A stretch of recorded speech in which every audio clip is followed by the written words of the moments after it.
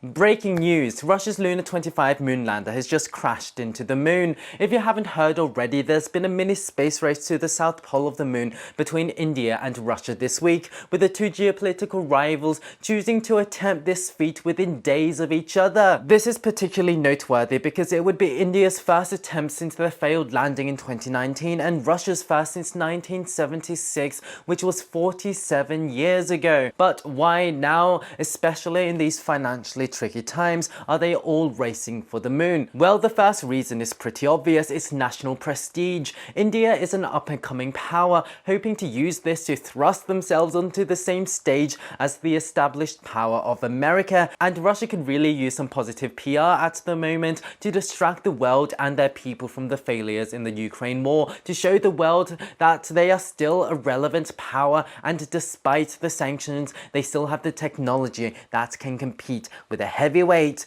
This was made clear last year when Putin really did talk the talk. He spoke about the new moon initiatives carrying on Gagarin's legacy, linking his regime to the great achievements of the Soviet Union. He also said Russia were developing a new generation of vehicles and nuclear space technology, saying that Russia has a clear advantage for both. He also talked about a next generation of space cargo ships pushed along by a nuclear-powered space tug and an Orel spaceship that could launch cosmonauts to the moon, ignoring the fact that it's been in development for 2 decades and is still nowhere in sight, and a nuclear space tug is beyond a pipe dream. Because Russian technology and cooperation is still needed for programs like the International Space Station, their space agency Roscosmos is one of the few Russian organizations not seriously targeted by sanctions. The Financial Times have an incredible story about Roscosmos calling on you to join the Uran, Russian for Uranus, volunteer battalion, where you will be trained for victory in this great war. Their recruitment videos are set against space shuttles and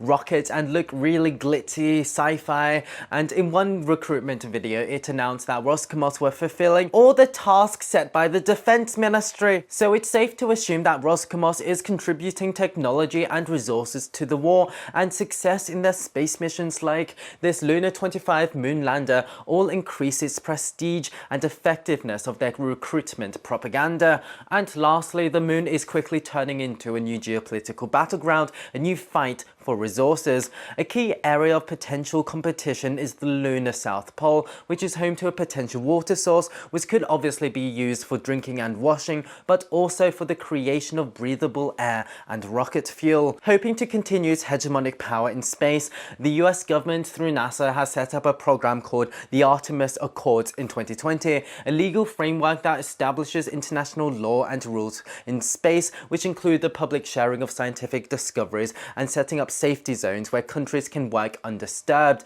So far, over 20 countries have signed up, which include India, which might show they are cozying up with the West, but India and China have not signed up. Whoever controls the water there is going to have a massive advantage over any other country with lunar ambitions. This was made clear in June 2021 in response to the US's ambitions on the moon. China and Russia announced very bold plans for a joint international lunar research station based on the moon's south pole. However, in September 2022, China seemingly pulled out of this deal when they announced they were working with the EU and were open to new moon mission partners. And adding more fuel to Russia's burning moon plans, it's also been revealed recently that Luna 25's design is based on 50-year-old Soviet designs, and after this failure today, where the craft allegedly lost contact with Earth, causing it to spin out of control and smashing itself upon the surface of the moon, Russia's lunar ambitions might be finished forever. But will India's landing succeed in 2 days' time? Let me know your thoughts in the comments.